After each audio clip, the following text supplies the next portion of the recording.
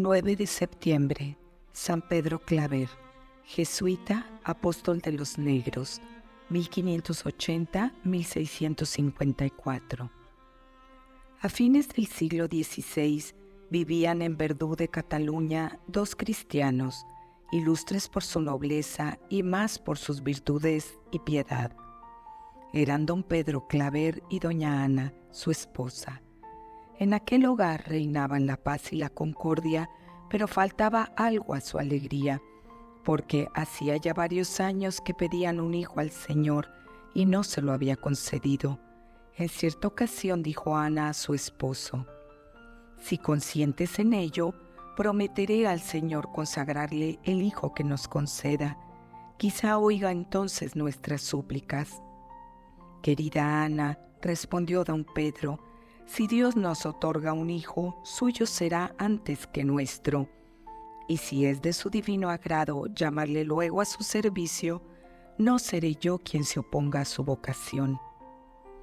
El nacimiento de un hijo trajo al fin dicha y felicidad al hogar cristiano. En el bautismo llamáronle Pedro. Ofrecieron a Dios aquel fruto de bendición y criáronle en la piedad y virtud. Pedro, en cuyo corazón había derramado el cielo los raudales de su gracia, recibió y asimiló perfectamente tan cristiana educación. Era bueno, humilde, cariñoso y obediente, y muy amante de la oración y trato con Dios nuestro Señor. Vocación a la vida religiosa. Cuando estuvo ya en edad de estudiar, enviáronle a la Universidad de Barcelona. Esta primera separación fue muy dolorosa para el corazón de su madre, pero la necesidad lo pedía. Huelga decir que los piadosos padres velaron con suma diligencia para poner a salvo la virtud de su hijo en la gran ciudad. Pedro obedeció dócilmente a sus avisos y consejos, evitó los malos ejemplos y fue modelo de sus condiscípulos. Los padres jesuitas tenían una residencia en aquella ciudad. De ellos eligió el joven estudiante director de conciencia, y en el convento gustaba de pasar los tiempos libres en vez de perderlos en la disipación y los placeres. Aquella vida piadosa y retirada fue preparando más y más su corazón para la santidad a que le llamaba el Señor. Desapegado de las cosas del mundo, hacia las que no sentía afición alguna, entróse cada vez con mayor gusto por las de la religión, y, si bien continuaba dado de lleno a los estudios, dedicaba largos ratos a las expansiones de su alma, tan inclinada a la piedad y al trato íntimo con Dios. Determinóse por fin a abrazar el estado eclesiástico y recibió la tonsura de manos del obispo de Barcelona. Su talento, la estima del prelado y la protección de un tío suyo canónigo le hubieran abierto el camino de las dignidades eclesiásticas. Claver prefirió dar de mano totalmente al siglo para pertenecer a Jesucristo sin sombra de ambición mundana.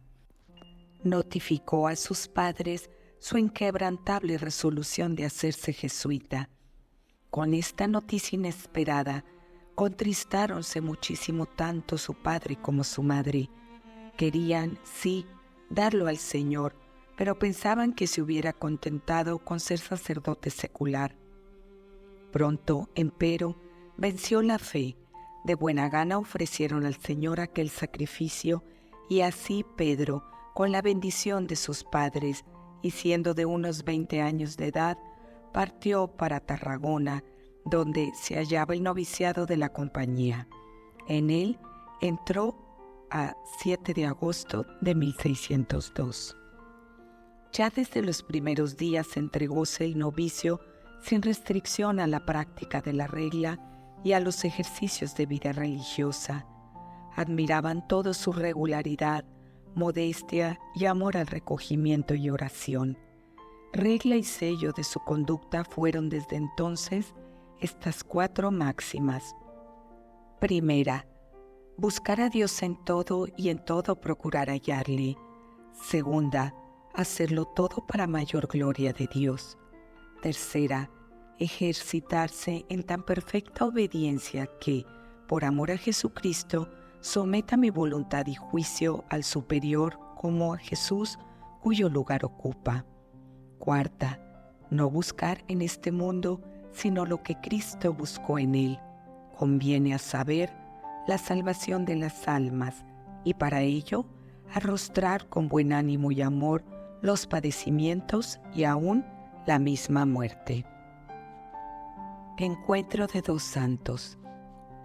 Habiendo emitido los primeros votos y consagrado 2 años a dar cabo a los estudios literarios, enviáronle al Colegio de Mallorca para que en él asistiese a los cursos de filosofía.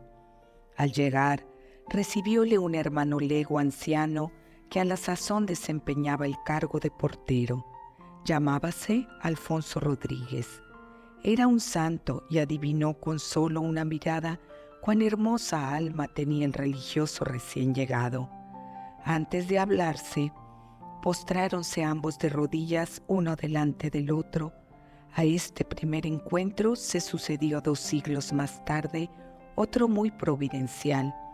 Ambos santos fueron inscritos en el catálogo de los santos el mismo día 8 de enero de 1888 por la santidad de León XIII.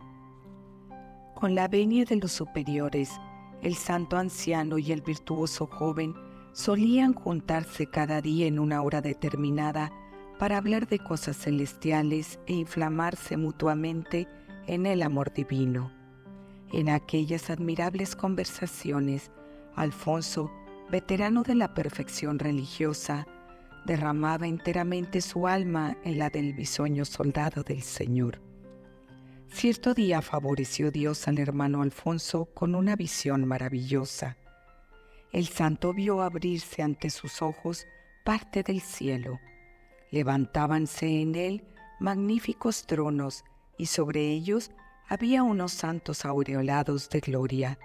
Su ángel de la guarda le señaló un trono más suntuoso que los demás y que todavía estaba vacío. Volvióse entonces Alfonso a su bondadoso y celestial guía y le dijo: «Este trono está seguramente aguardando a alguien. ¿Para quién lo han preparado?» «Para tu discípulo Pedro Claver», respondió el ángel. «Llegará a merecerlo por sus heroicas virtudes y por el prodigioso celo, merced al cual ganará innumerables almas para Jesucristo en las Indias occidentales». El humilde lego solo refirió esta visión al director de su conciencia, pero de allí adelante procuró despertar en el alma de su discípulo deseos ardientes de consagrarse a las misiones de América. «Querido hermano», le decía, «no acierto a expresaros el dolor que me aflige al pensar que hay tantos pueblos que no conocen todavía a Dios nuestro Señor. Aquella gente se condena porque nadie va a iluminarla con la luz de la fe. Cuántos obreros inútiles donde la cosecha es escasa y cuán pocos donde abunda la mies. ¿Acaso el amor al oro y la plata que impulsan a tantos hombres a cruzar los mares ha de ser más fuerte que el amor a nuestro Señor Jesucristo? Oh hermano de mi alma, cuán hermoso y dilatado campo se ofrece a vuestro celo. Si algo os importa la gloria de la casa del Señor, volad a las Indias. Si amáis a Jesús, querido hermano, id a evangelizar a tantas almas que se pierden, enseñándoles a aprovecharse de la sangre que el divino Redentor derramó por ellas. Aquellos ardientes anhelos apostólicos de Alfonso inflamaron el alma de Pedro, el cual empezó ya desde entonces a pedir a los superiores le dejasen consagrarse a las misiones de América. Contestáronle que aguardase para ello a terminar el estudio de la teología. Enviáronle pues a Barcelona, donde pasó 2 años aprendiendo esta sublime ciencia. Finalmente oyó el padre provincial sus ruegos, Pedro partió inmediatamente para Sevilla, donde debía embarcarse. Vino a pasar en este viaje cerca de Verdú, su pueblo, y como a una legua de distancia de su casa, asaltóle el deseo muy natural de ver por última vez a sus padres. Pero, ¿a qué, se dijo, renovar su aflicción con la desgarradora despedida? ¿No habían por ventura hecho ya una vez el sacrificio? ¿No era más meritorio para él y para ellos no disminuir el valor del mismo? Y prosiguió el viaje sin volver a ver su pueblo natal. El misionero, esclavo de los negros. El navío que le llevaba dejó las costas españolas en abril de 1610. La travesía duró varios meses. El joven misionero se hizo apóstol y enfermero de sus compañeros de viaje. Confeccionaba las medicinas y cuidaba a los enfermos con ternura y abnegación de madre. Congregaba a los marineros para enseñarles la doctrina y la sesión terminaba con el rezo del rosario. El capitán obligaba a Pedro a que comiese con él, y el santo guardaba lo mejor de la comida para los enfermos. Finalmente llegaron a las costas de América del Sur y desembarcaron en Cartagena de Colombia. Al pisar por primera vez el suelo del Nuevo Mundo, besó Pedro Claver aquella tierra que iba ya a regar con sus sudores. Enviáronle al convento de Santa Fe para que acabase el estudio de la teología. Eran pocos los padres en aquella residencia, por lo que tenían hartas preocupaciones. Pedro se multiplicaba. Fue sacristán, portero, enfermero, cocinero y más que nada teólogo. Tras 2 años, tuvo un examen brillantísimo y se ordenó de sacerdote en Cartagena. Entre los padres jesuitas de Cartagena se hallaba a la sazón el admirable padre de Sandoval, que había consagrado gran parte de su vida a la evangelización de los negros africanos vendidos en América como esclavos, y de ellos había bautizado más de 30,000. El nuevo sacerdote pasó a ser discípulo y coadjutor de aquel santo varón. No había cosa más lamentable que el estado de aquellas desdichadas víctimas de la codicia humana. Cada año capturaban los mercaderes de esclavos millares de negros en las costas africanas de Guinea, Angola y el Congo, y los amontonaban en el fondo de sus navíos cargados de cadenas, sin camas y en medio de basura. Dábanles poquísima comida y ningún vestido. Muchísimos se enfermaban en el viaje y casi todos ellos iban cubiertos de heridas ulceradas. Al abordar a un puerto de América, los negreros desembarcaban su mercancía y acorralaban aquel rebaño humano en algo así como amplios almacenes sombríos y húmedos, donde venían a comprarlos los colonos para enviarlos a trabajar al campo o a las minas. Dignos de admiración y loa fueron los esfuerzos de la Iglesia para suavizar la suerte de aquellos desdichados. Al anchuroso puerto de Cartagena llegaban cada año multitud innumerable de esclavos negros.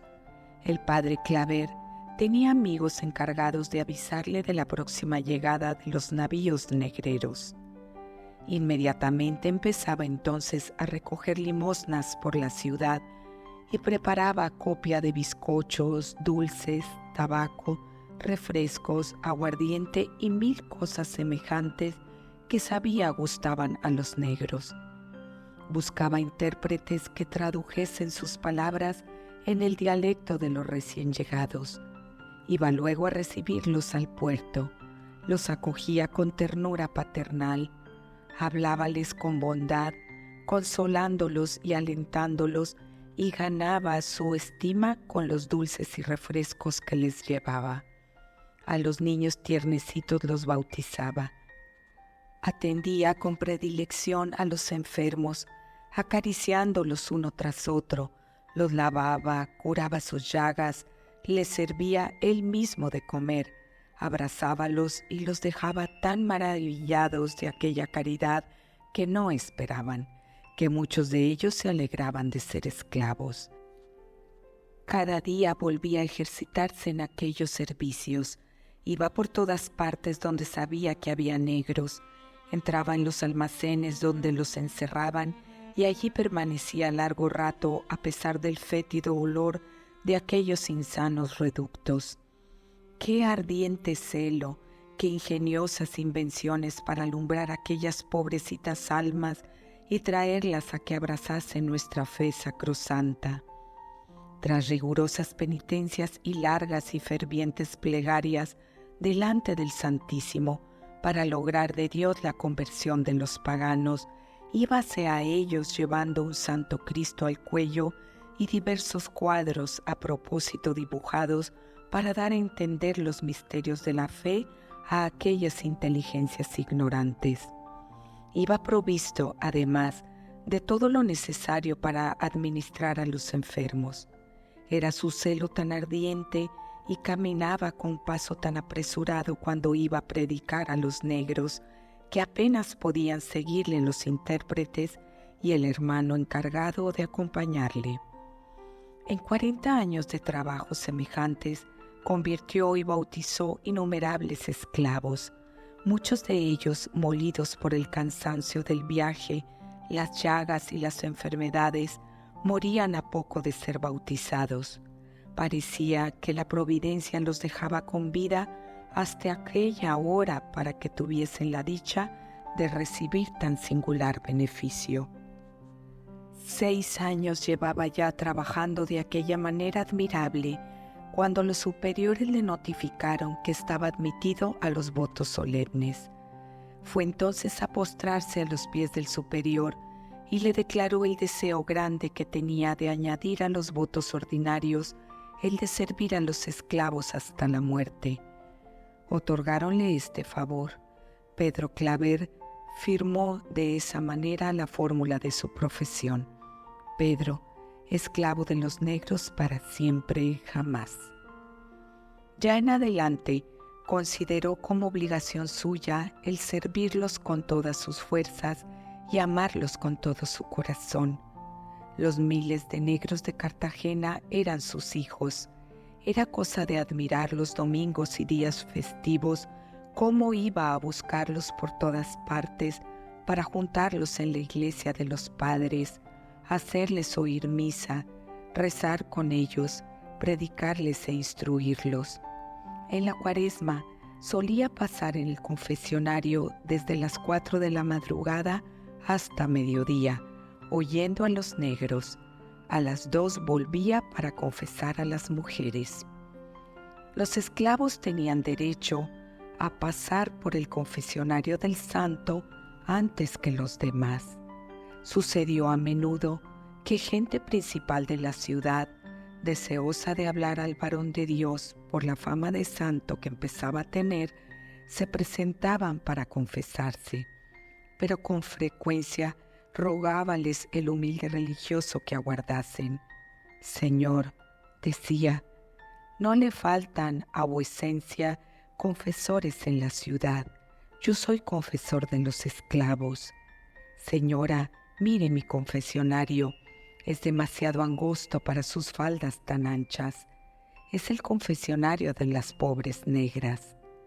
Muchos aguardaban pacientemente a que hubiesen pasado todos los negros para hablar ellos a su vez con el santo. Trabajo tan pesado y tan prolongado, junto con el mal olor y el calor de aquella aglomeración de negros en una región tropical, y los enjambres de mosquitos que le picaban sin que él los apartase, añadido a las demás austeridades voluntarias, le dejaban tan rendido de cansancio que muchas veces cayó desfallecido. Llegada la noche, no podía ya moverse y era menester llevarle al refectorio. Su cena consistía en un pedazo de pan y unas patatas asadas.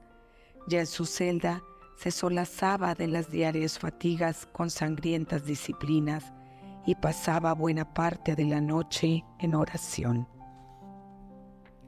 Milagros y virtudes del santo, su muerte.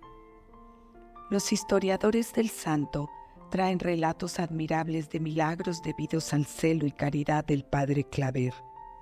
«¿Qué tal está su esclava?», preguntó cierto día a una señora. «Padre, está muy buena», respondió, «pues dígale que se confiese porque hoy mismo morirá». La señora obedeció. Aquel mismo día murió de repente la esclava. Llamáronle a toda prisa a casa de don Francisco de Silva porque una esclava negra acababa de enfermar de apoplejía. El santo acudió a verla, pero encontróla muerta. «Padre», exclamó don Francisco, «no estaba bautizada. ¡Qué desgracia!». «Pero, ¿quién iba a prever el accidente?».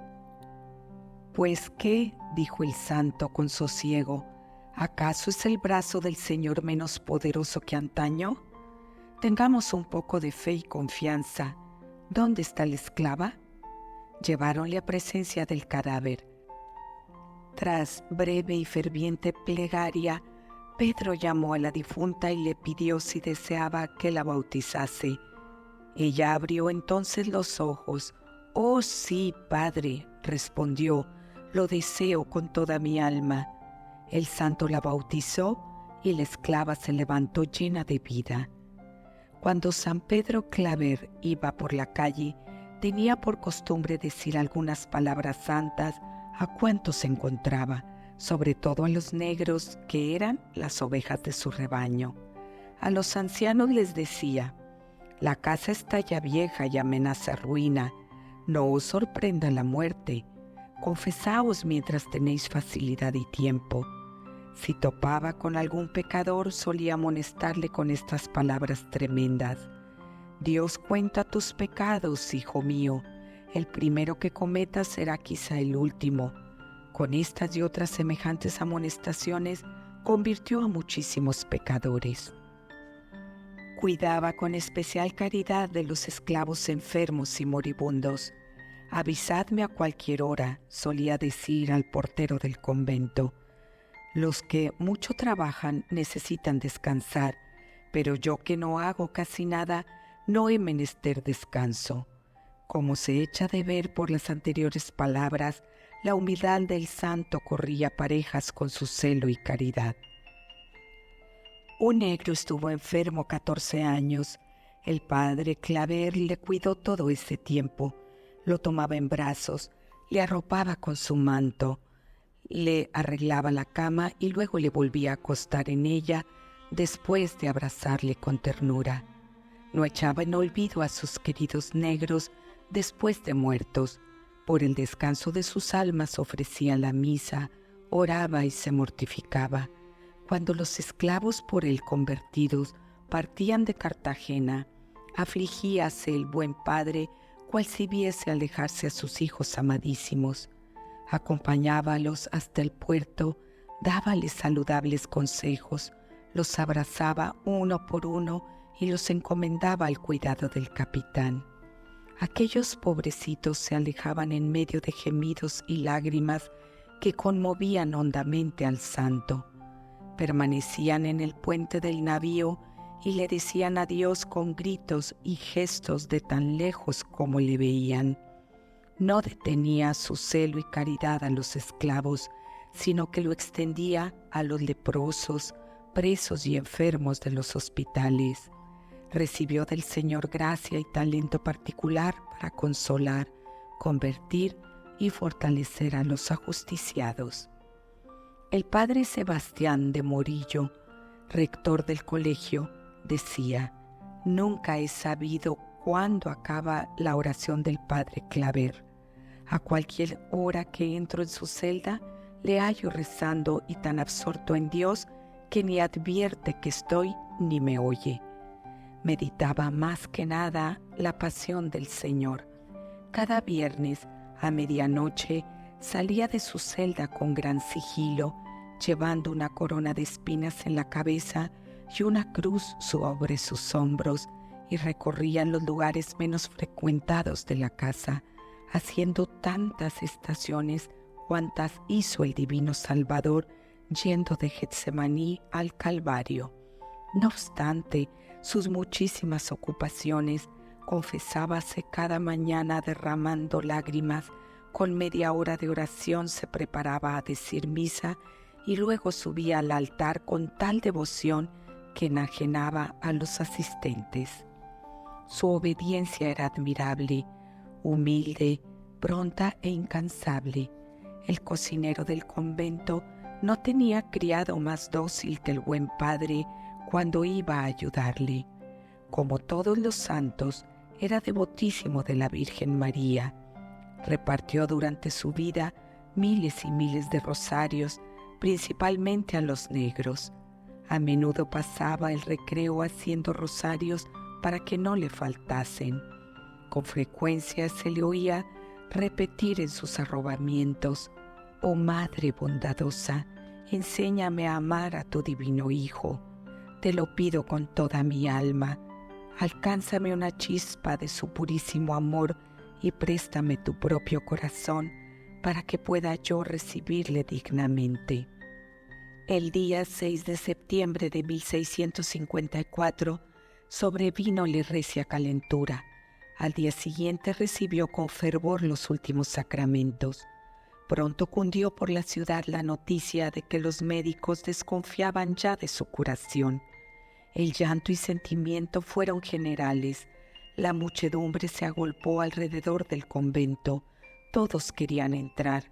«Queremos ver al santo», decían. «Queremos verle antes que se muera. Es nuestro Padre, es nuestro, queremos verle».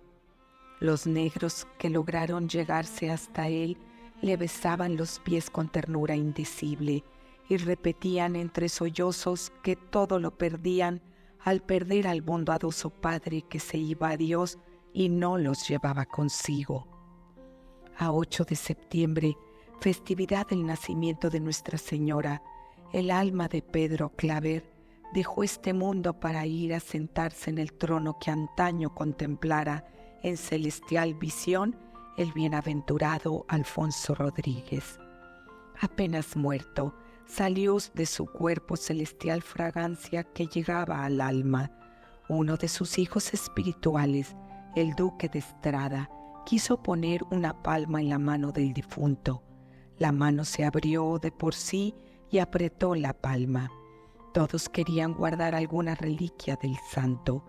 Fue menester el auxilio de la fuerza pública para impedir que la muchedumbre se llevase a pedazos el sagrado cuerpo. Pasó en América 44 años y bautizó más de 300,000 negros. El año de 1657, al abrir su sepulcro, hallaron su cuerpo entero e incorrupto, a pesar de la cal viva en que estaba envuelto y de la humedad que había carcomido el ataúd.